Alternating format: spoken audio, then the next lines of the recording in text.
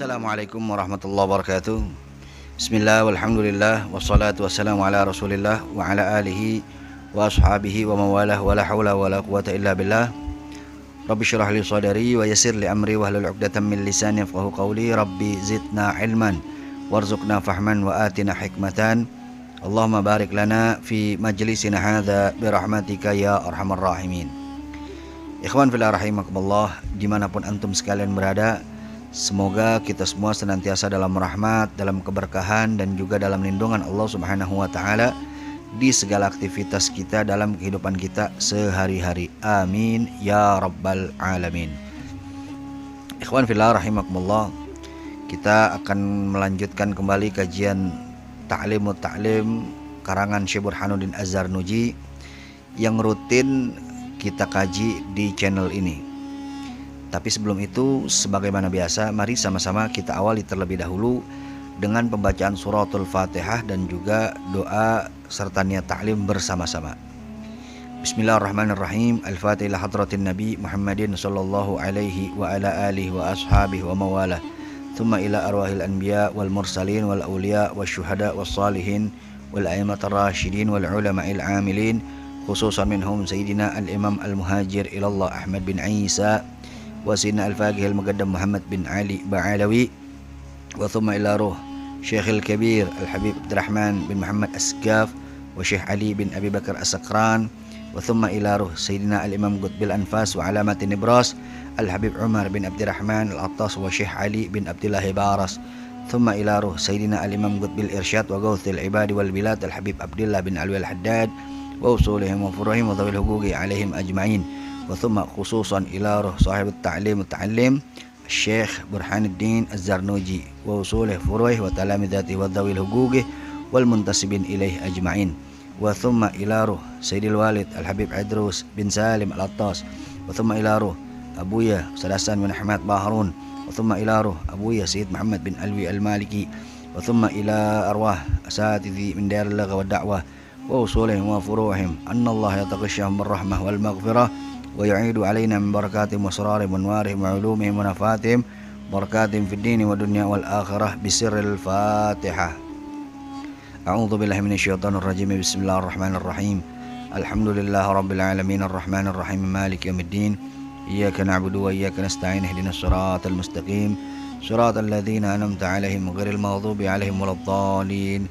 Rabbi ighfirli wa liwalidayya amin. Bismillahirrahmanirrahim. Nawaitu ta'alluma wa ta'lima wal ifada wal istifada wal hatha 'ala at-tamassuki bi kitabillahi wa sunnati Rasulillah sallallahu alaihi wasallam wa du'a ila al-huda wa dalala 'ala al-khair ibtigha'a mardatillahi wa ridwanihi wa qurbih wa thawabih. Bismillahirrahmanirrahim. Alhamdulillah wassalatu wassalamu ala Rasulillah wa ala alihi wa ashabihi wa mawalah. ولا حول ولا قوة إلا بالله. قال المؤلف رضي الله عنه وارضاه وعنا جميعا. ومن تعظيم العلم تعظيم الشركاء وما يتعلم منه، وتملك مذموم إلا في طلب العلم، فإنه ينبغي أن يتملق لأستاذه وشركائه ليستفيد منهم. Ikhwan fillah rahimakumullah, kita kembali lanjutkan kajian kitab Ta'limut Ta'lim kita. Dan kita masih ada di fasal yang keempat, yaitu fasal yang membahas tentang penghormatan terhadap ilmu dan juga penghormatan terhadap ahli ilmu, yakni para ulama. Dan di video-video sebelumnya kita sudah membahas beberapa bagian yang ada di fasal yang keempat ini. Di antaranya yaitu termasuk penghormatan terhadap ilmu, yakni penghormatan terhadap guru, yakni orang yang telah mengajari kita ilmu.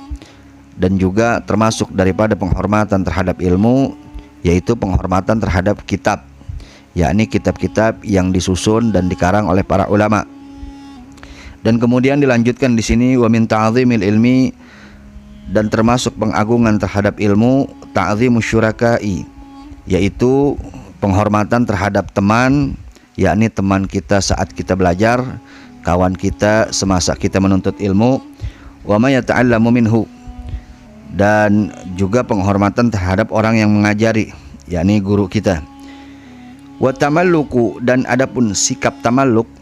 Tamalluk ini bisa kita artikan sebagai sikap mencari muka, mencari perhatian. Bahasa sekarangnya caper, ya, carmuk, atau bahasa kasarnya menjilat, ya. Wat tamalluk, dan adapun sikap tamalluk mazmumun, yaitu suatu sikap yang tercela, illa kecuali fi talabil ilmi, di dalam menuntut ilmu. Fa innahu yanbaghi ayatamallaqa li ustadhihi wa syurakaihi liyastafida minhum. Maka sesungguhnya seharusnya bagi penuntut ilmu ayatamallaqa, untuk senantiasa mencari perhatian, mencari muka, li ustadhihi, kepada gurunya, wa syurakaihi, dan kepada teman-temannya, liyastafida minhum, agar ia bisa memetik manfaat dari mereka.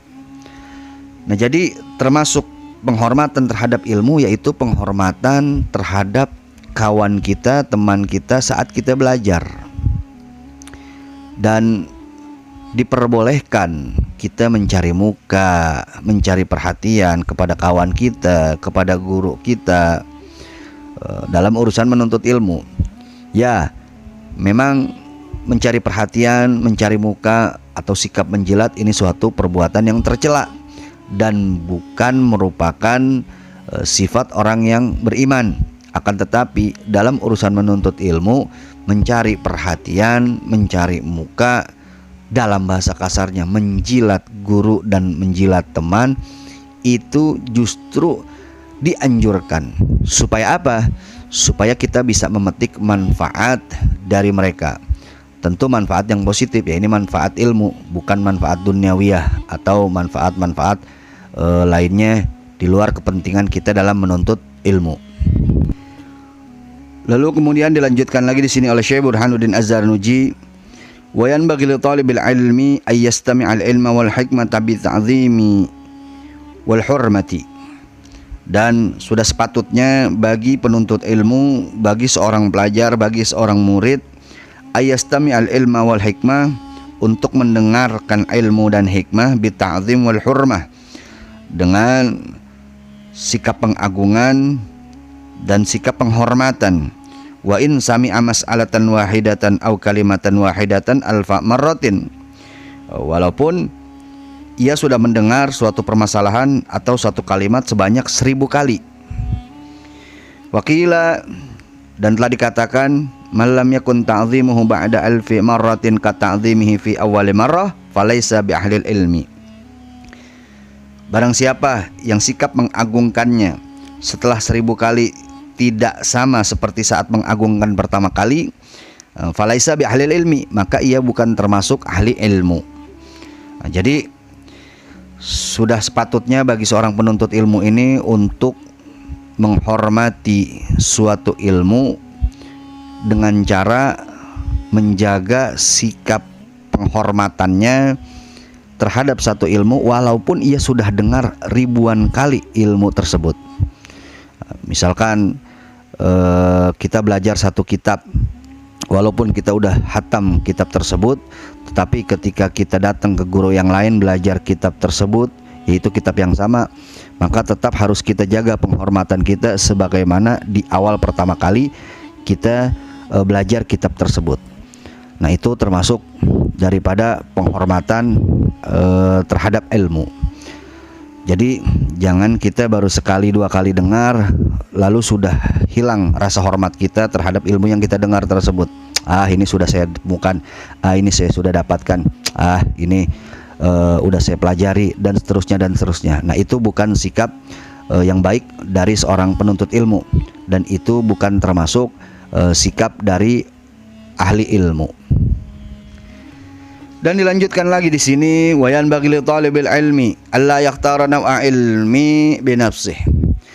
Dan seharusnya bagi penuntut ilmu untuk tidak memilih satu jenis ilmu bi nafsihi, dengan sendiri, bal yufawwidha amrahu ilal ustad, akan tetapi menyerahkan urusan tersebut kepada sang guru. Fa innal ustadza qad hasala lahu tajaribu fi dzalik, karena sesungguhnya sang guru telah memiliki pengalaman dalam hal tersebut. Wa arafa ma yanbaghi likulli wahidin wa ma yaliqu bi tabi'atihi, dan umumnya sang guru telah mengetahui apa yang layak, apa yang pantas bagi seorang murid, dan apa yang layak bagi tabiat muridnya tersebut.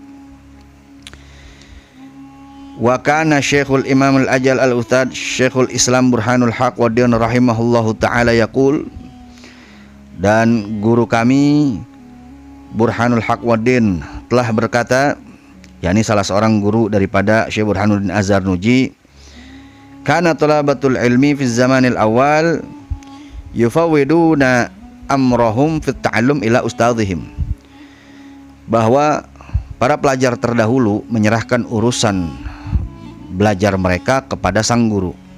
Wa kanu yasiluna ila maqsudihim wa muradihim, dan pada akhirnya mereka pun mencapai tujuan mereka dan mendapatkan apa yang menjadi tujuan mereka. Wal'an, dan adapun sekarang, yakhtaruna bi anfusihim, banyak dari pelajar ini memilih dengan sendirinya, la yakhsulu maqsudahum minal ilmi wal fiqih, sehingga pada akhirnya mereka tidak mencapai apa yang mereka tuju, apa yang mereka inginkan, yakni minal ilmi wal fiqih, yaitu ilmu dan fikih yang mereka inginkan tersebut. Lalu dilanjutkan lagi di sini, wa kana yuhka anna Muhammad bin Ismail al-Bukhari rahimahullahu taala kana bada'a bi kitabatus shalah ala Muhammad bin Al-Hasan. Telah diceritakan bahwasanya Muhammad bin Ismail al-Bukhari rahimahullahu taala, yakni al-Imam Bukhari, kana bada'a bi kitabatus shalah ala Muhammad bin Al-Hasan. Beliau memulai pelajarannya dengan mempelajari kitab salat kepada guru beliau, yaitu Muhammad bin Al-Hasan. Faqala lahu, lalu kemudian sang guru yakni Muhammad bin Al-Hasan berkata kepadanya, yakni kepada Imam Bukhari, idhab, berangkatlah engkau, wa ta'allam ilmal hadis, dan belajarlah engkau ilmu hadis.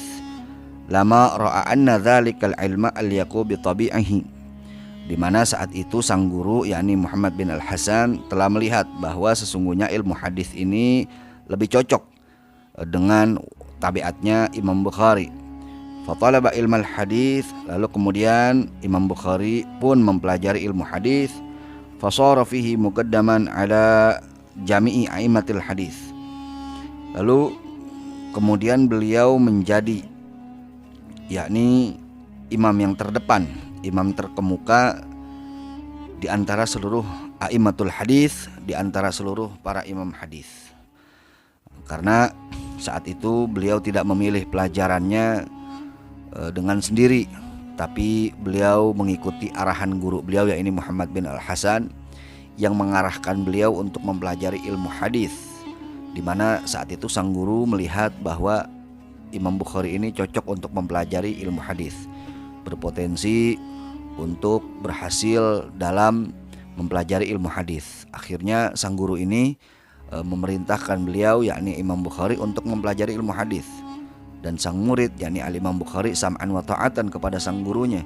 Ketika diperintahkan untuk mempelajari ilmu hadis, beliau pun berangkat untuk mempelajari ilmu hadis. Dan pada akhirnya sebagaimana kita tahu, beliau merupakan imam terkemuka di antara para a'immatul muhaddisin, para imam-imam hadis.